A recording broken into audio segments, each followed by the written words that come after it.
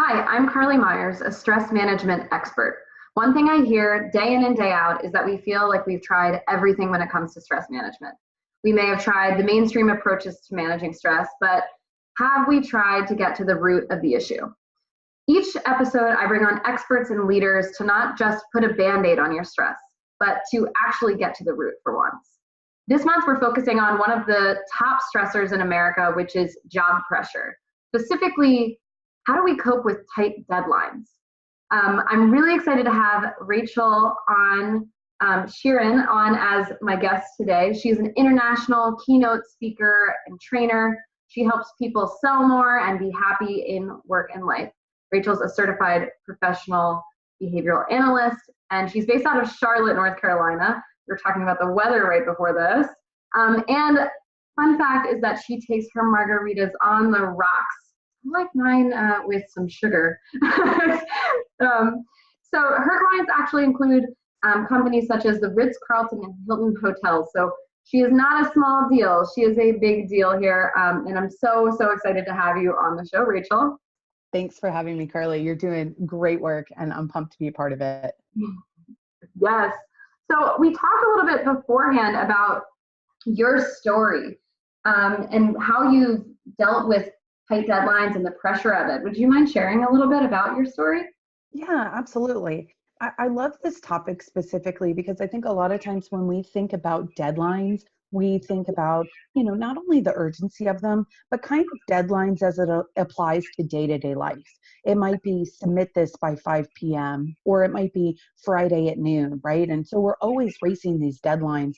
And, when we first had our conversation and I saw really the important work you were doing, I thought the biggest tight deadline that a lot of us feel is the deadline of the American dream and the deadline to make it, the deadline to keep racing ourselves to, go to school, get good grades, graduate, get a job, get a promotion, get an apartment with a roommate, then get your own place, right?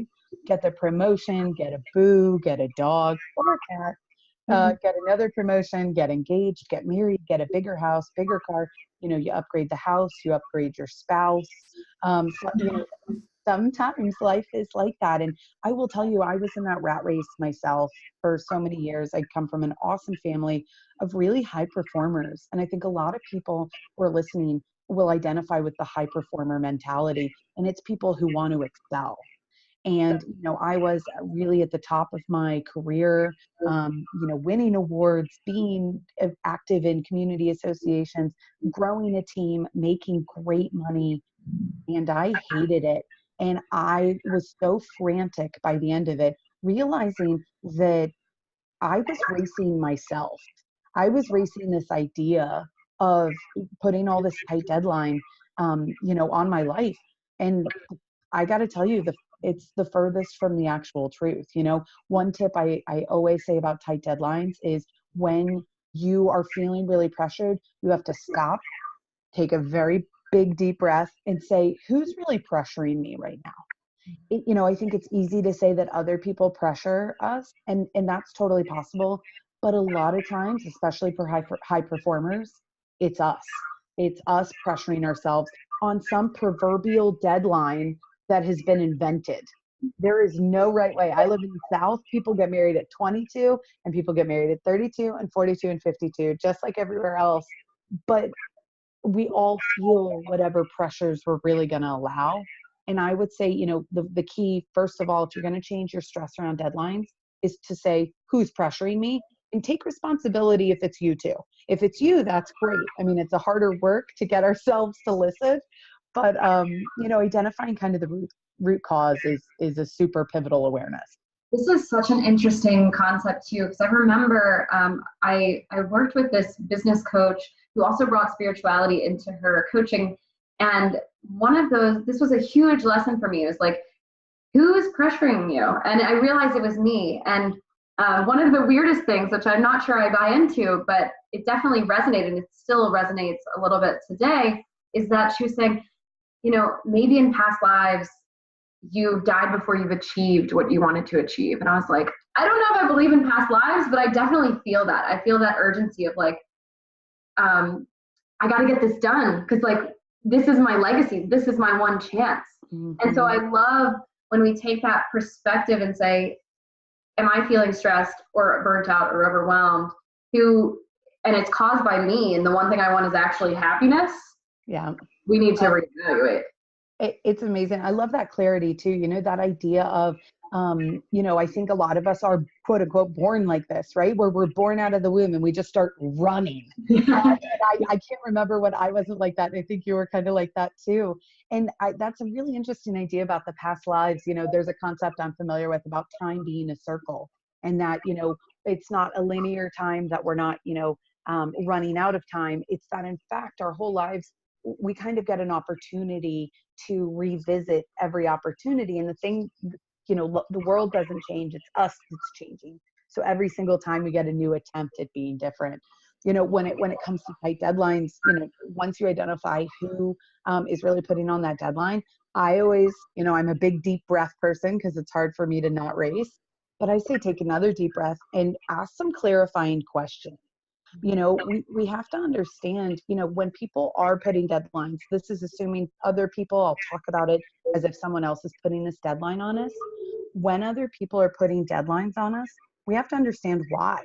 And, what's very obvious to them in their mind is not obvious to us.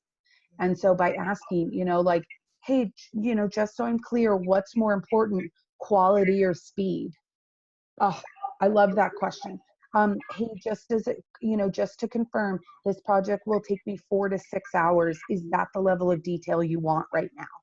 Because how many times have we done something to the very best of our abilities? Someone has looked at it for a minute and then been like, nope, I want something totally different. And you were like, no, what's happening? And here's the kicker. People have no clue the amount of work, the amount of skill, time that it takes you to do something. So those clarifying questions can really kind of illuminate and also help give some power and flexibility to, do we really need this tight of a deadline, or can you coach it? Somebody may be thinking that a deadline is the 15th and you say, oh no, well actually, because we are association members, our deadline is 2 weeks later. And they think, oh, whoosh, that's great. No problem. Yeah. It's funny though, this conversation, I'm just thinking about managers and staff members and how you can that sounds like a dream. I'm going to have to make this a new initiative in my company, just asking questions, because that knowing what your priorities are and knowing what's important and what's not is quality versus speed. These are great ways to clear off your to-do list and really focus on what's most important right now. Well, and I will submit to you, Carly, a lot of us, especially women listening to this podcast, we're taught somewhere along the way to stop asking a lot of questions, and we might be uncomfortable because sometimes questions can come up and come off like we are not on board or that we're being difficult or something like that. And the one suggestion and practice that I do to help clients, really quell that fear is to always start right before your question, put a statement that is true and positive. For example, Carly, if we're working together on a project, you want me with a tight deadline, and I say, Carly, I'm 100% on board with this mission, and I want to do the very best. So I've got a few questions. Is that okay? And that totally sets a way different tone, because here's the thing, only a real jerk would say no. And I always exist, Carly. I go through life thinking that no one wakes up in the morning and thinks, you know what I want to do? Be a jerk. I think everybody wakes up and says, you know what I want to do? I want to live. And the best of us, we want to thrive. And we want to, not screw anybody over. And most of all, we don't want to screw ourselves over. So yeah, asking questions and stating your intentions before you ask, that can be a game changer. Yeah, I think that's huge. I'm just thinking of even some examples from back when I worked in in the nonprofit world, and pushing back, and how just having that affirmation of yes, I'm totally on board would be able to change the dynamic of how you engage with your managers, or how you as a manager engage with your staff. I mean, that sounds like a game changer. So even with somebody's bad idea, say yes, and here's a totally new idea. Yeah. So thank you, Rachel, so much for coming on the show. This was an absolute pleasure.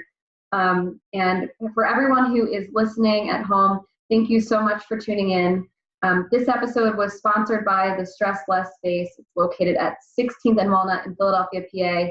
The Stress Less Space is the ultimate lady cave for women to relax and recharge away from the chaos of everyday life. So to find more information about that, you can visit stresslessco.com. Thanks. Take care, guys.